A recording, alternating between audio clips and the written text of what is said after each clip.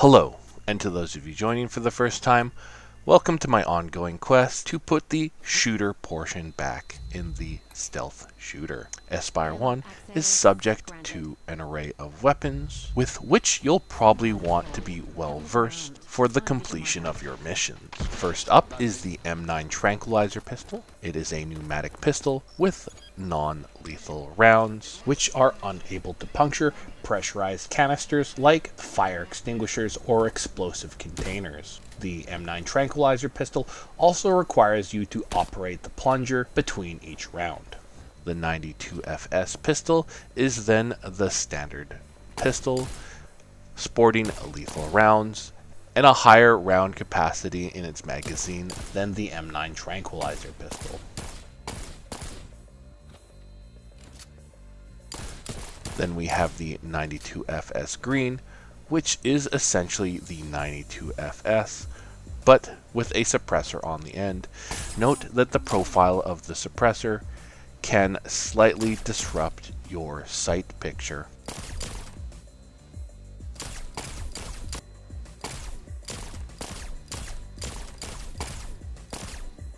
Finally, the E1FS pistol overcomes the biggest hurdle of the 92FS, which is its unfortunate sight picture, by allowing an optic sight on top of an already suppressed weapon. Lethal rounds for all of the pistols is interchangeable between them.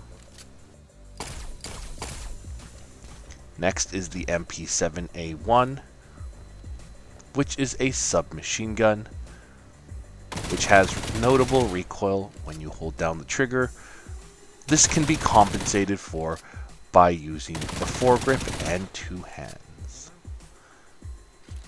There are optics on this one, but as it doesn't have a lot of recoil, it is good to fire instinctively, as its recoil is easily compensated for. The E17A1 is essentially the MP7A1, still fully automatic, still with a 40-round magazine, but now suppressed. The XM8 rifle is the standard of lightly armored copperhead soldiers, and it has a combination of optic and iron sights, a much longer grip for two-handing, and because of its weight and length, it's a little harder to control, and you're going to want to two-hand this one. The Supernova shotgun is next, being a pump-action shotgun with 8 rounds in the tube magazine, and requires the pump action between each shot. To reload the Supernova shotgun, you're going to hold the port for the shells over the dispenser of individual shells that shows up on your belt and let it reload each shot individually. While the shotguns take longer to reload, it means that you can reload between shots quite effectively. The E1 Supernova shotgun, like many of the other E1 weapons, allows you the same features as the regular Supernova shotgun, with the addition of a suppressor. The E1416 comes in 2 variants. The darker bodied version features rubberized non-lethal rounds, and both of the rifles have 2 sets of sights, one optic along the top, and the other with a hole in front post on the side. The lethal variant of the E1416 has all of the same features, but without the rubberized rounds. Both of these guns feature a 30-round magazine, what seems like less recoil or more controllability than the XM8, and an attached foregrip for two-hand stabilization. The Spectre SMG is one of the 2 newer weapons added in the version 1.8 patch, and is very unique in that its firing system is what I would refer to as a multi-action trigger. Firing once on pull and again on release, this allows for an incredibly high rate of fire when you're in instinct, and even when you're not, very minimal recoil, making it very controllable and allowing you a high rate of fire with a great degree of precision.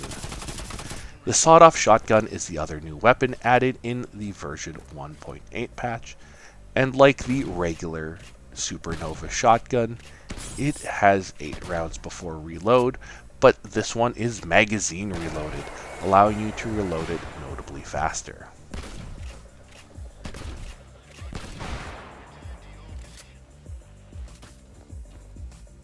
Your Espire unit comes equipped with a 3-slot weapon harness, allowing for 1 pistol on each side and a main weapon in the chest portion.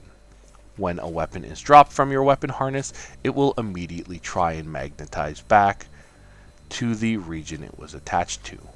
The chest slot of your weapon harness or main weapons are in most cases defined as the 2-handed weapons. The sawed-off shotgun being an exception as it goes into a pistol slot instead.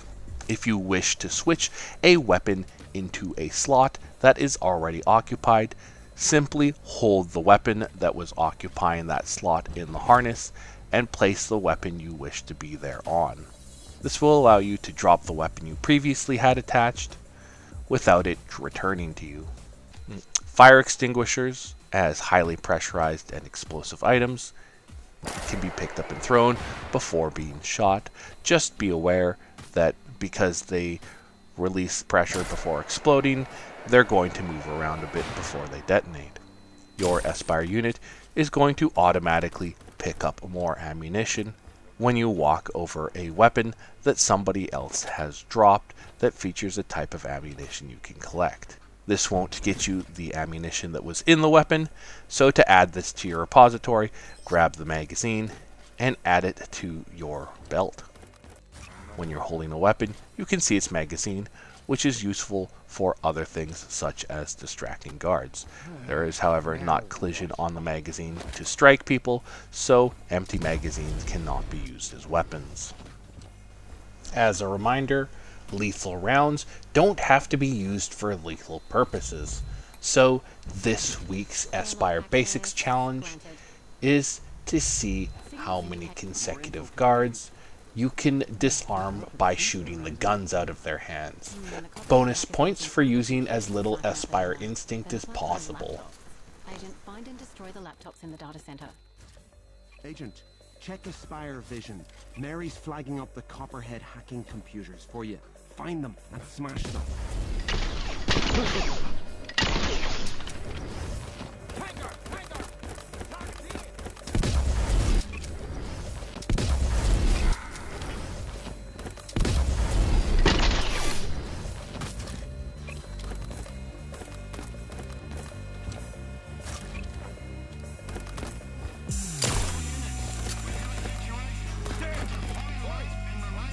Be careful. The enemy is going to be much more vigilant now.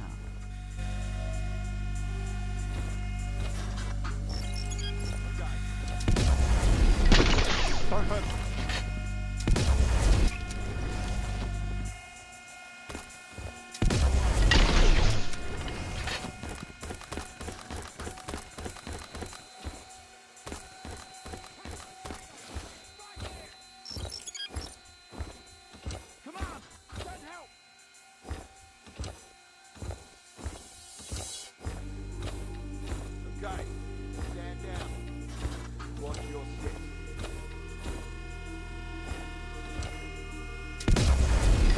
Oh, no, please, please, mate.